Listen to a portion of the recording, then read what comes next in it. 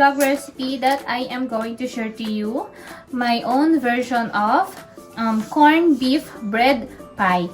Since nakagawa na ako ng tuna bread pie recipe, ipopost ko ang link sa baba at pwede nyo rin siyang gawin. At napakadali, quick and easy recipe siya. At same lang nitong corned beef bread pie ko, quick and easy recipe siya. At ang mga ingredients na kakailanganin natin is nasa loob lang ng ating bahay.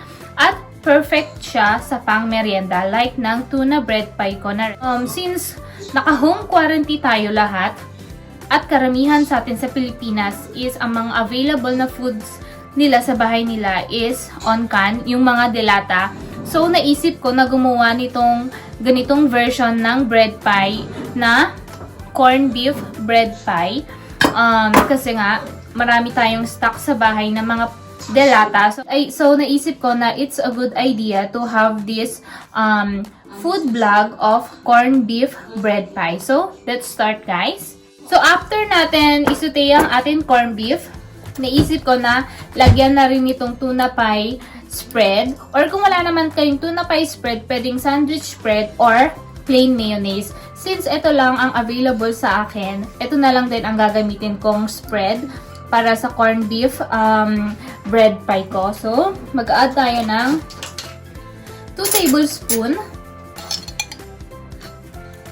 Kasi, nakakapangpadagdag to ng ng lasa sa ating palaman. So, ayan. Hahaluin lang natin. I-mix lang natin siya. Ayan. Para kasi pag pinrito na natin siya, mas magiging moist. Hindi siya dry ang ating palaman. At magkakaroon siya ng additional na flavor. At mas lalong magiging malinamnam. Kasi nung tuna pie bread ko is super sarap guys. Super duper sarap. Magiging favorite ng mga kids nyo at ng family members nyo. So, if sa palagay nyo na kulang pa rin yung spread nyo, pwede kayong mag-add on. Depende sa inyo kung gaano karami ang gusto nyo. Pero ito sa akin is okay na to. So, ayan. Isi-set aside natin siya. At magro-roll na tayo ng bread. May mga ibang nagsasabi na mas maganda daw or mas okay na tanggalin yung edges ng bread. Okay lang naman yun. Nasa sa inyo yun. Pero ako kasi, pag tinanggal ko ng edges ng bread, hindi ko na siya magagamit. Wala akong paggagamitan. So, ang akin is, hindi ko na siya tatanggalin. Diba? Hindi ko na siya tatanggalin. I-as-is ko na lang siya at ipa-flatten na lang natin. Kasi sa panahon ngayon, bawal ang magsayang ng pagkain. Diba? Kasi kung tatanggalin, yes, maganda kung walang edges kasi walang excess na at flat na flat siya, diba? Pero kasi kung iisipin nyo, kung tatanggalin natin yung edges, anong gagawin natin, diba? Anong gagawin natin sa tinanggal nating edges na tinapay natin? Wala din naman tayong magagawa doon. So, ang tendency, maitatapon lang natin siya. Kaya, ang advice ko is, wag nyo na lang tanggalin kasi sayang ang food ngayon. Sa panahon ngayon, bawal magsayang ng food. Ayan. So, ipa-flatten lang natin siya ng maigi. Saan ka man? Gusto ng anak ko mag-flat ng bread. So, ilwa. Ha? Ilwa ba? So, ayan. Okay na to. Saan ka man? Saan ka man? Ipa-flatten lang natin na maigi para pag sa pag-roll ng bread, wala tayong magkaroon ng problema. So, ayan. Yung ganito, okay na yan. Kung mag-worry kayo na napupunit yung bread, okay lang kasi matatabunan siya ng ating breadcrumbs. So, ayan. Same procedure lang ang ating gagawin. Ayan. Papakita ko sa inyo. Ganyan lang din. Napakadali lang ng pag-roll ng bread.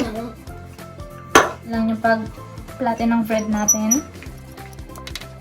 Mas maganda ang gamitin yung pang-flat ng bread is itong rolling pin natin. Kasi mas magiging flat talaga yung bread mo.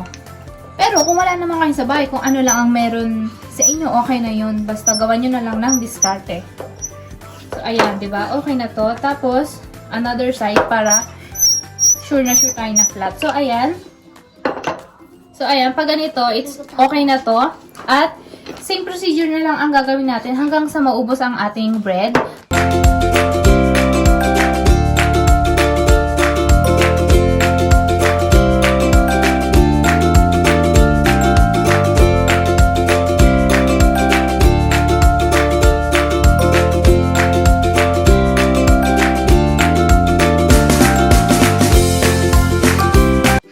So guys, tapos na natin i-flatten lahat ng ating bread. So, ang gagawin natin is same procedure ng sa ating tuna bread. Ayan. Maglalagay tayo ng egg wash sa both sides, sa lahat ng sides ng ating bread.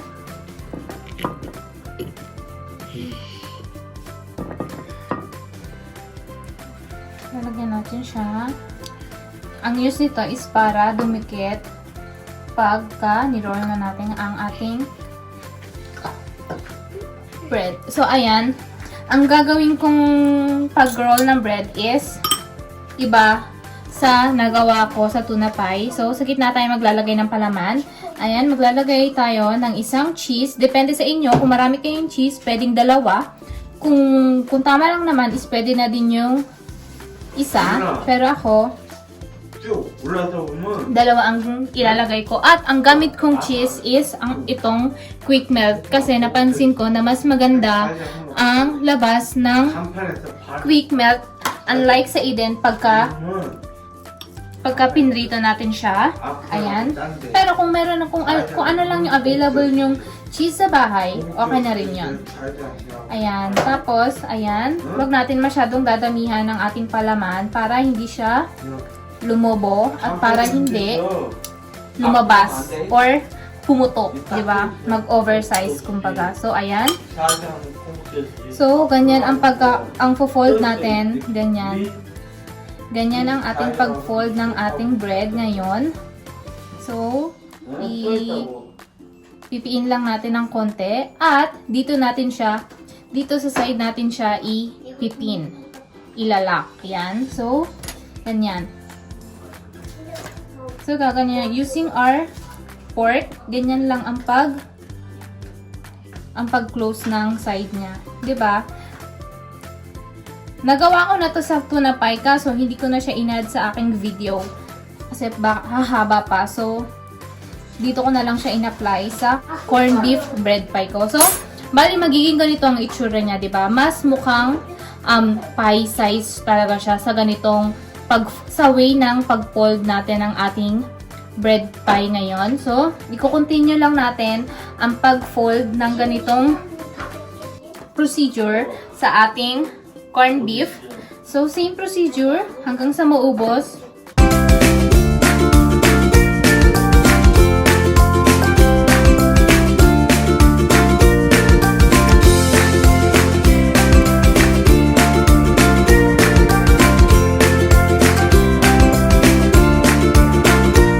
Guys, after natin na mag-roll ng ating bread, ganito na ang kinalabasan niya.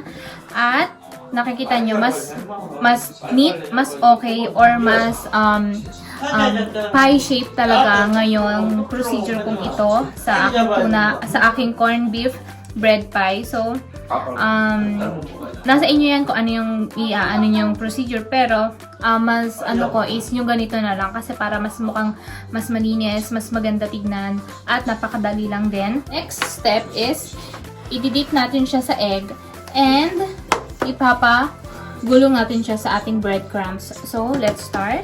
I-dip na natin siya at make sure lang guys na lahat ng side is madidip natin para hindi siya magbuhaghag. And after nyan is sa ating breadcrumbs. Same lang din ang ginawa natin sa egg. Lahat ng sides ng ating bread is dapat na-coated natin ng maigi. Para yung mga butas-butas ng ating tinapay sa pag-roll kanina is makover at hindi siya talaga magmukhang at hindi siya di ba? Ayan. So, itaktak natin para walang excess. Para wala masyadong excess. Yan. Yan. At ganito siya. Ganito ang itsura niya. At ilalagay na natin sa isang plate. At same procedure lang din. Yan. Ganyan lang. Napakadali lang nito guys. Yan. And ayan.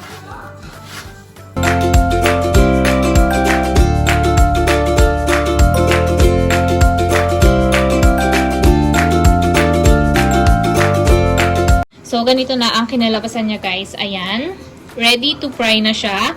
Magpapainit lang tayo sa ating fry pan ng mantika para yung init ng ating mantika is perfect at maging golden brown nung ating bread pie.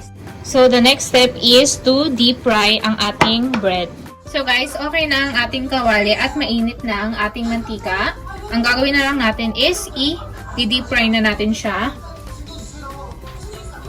So, bali, ang pag-deep fry is dapat wag masyadong itusta. Yan. Wag natin tutustahin. Maging golden brown lang ang ating pie, okay na siya.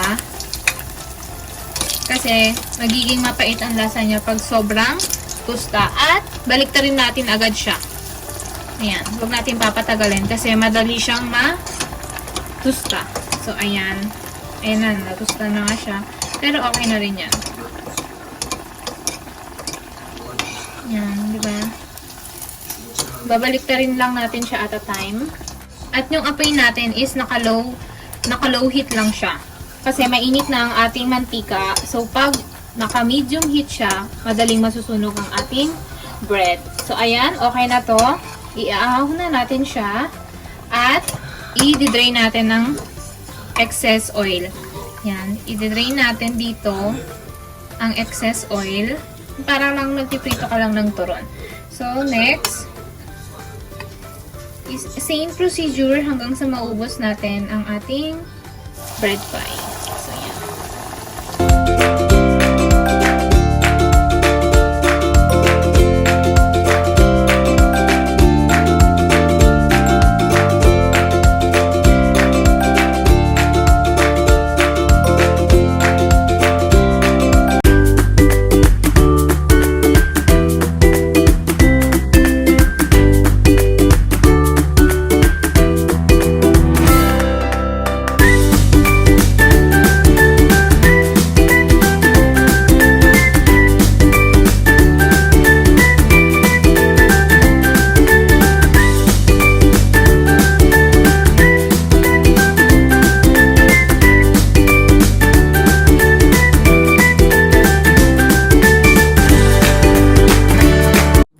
So guys, ito na ang ating corned beef bread pie.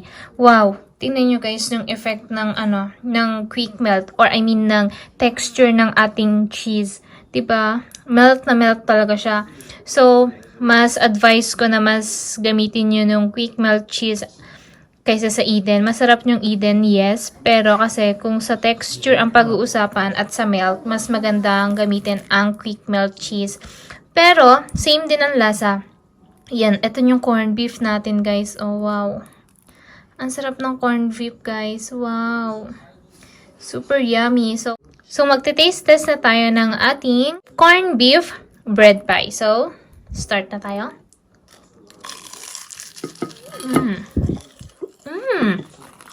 Ang lasa. Ang lasa ng corned beef. OMG.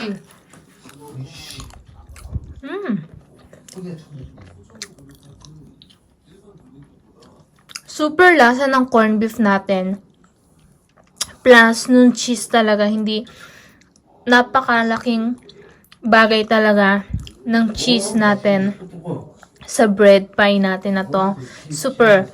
Pati sa tuna pie, super laki ng part ng cheese natin. So, ayan o guys, ang ganda. Diba, wow. Mapapaw ka na lang talaga.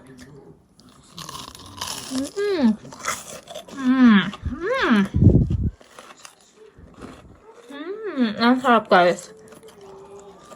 Wala akong masabi. Lasang lasa.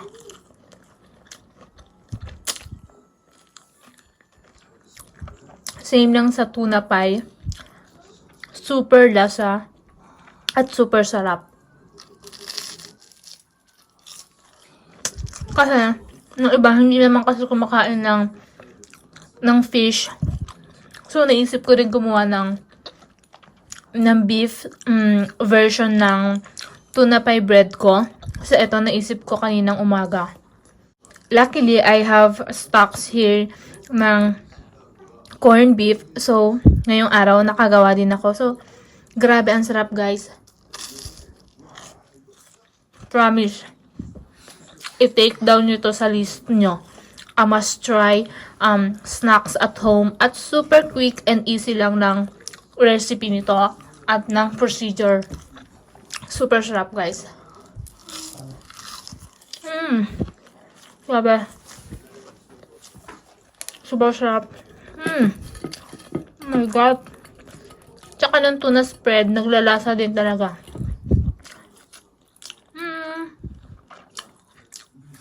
Yung tuna spread at ng cheese, naglalasa talaga. Super laki ng ambag ng cheese at ng tuna spread sa recipe natin to. Ang sarap talaga. Ang sarap-sarap gamis, guys.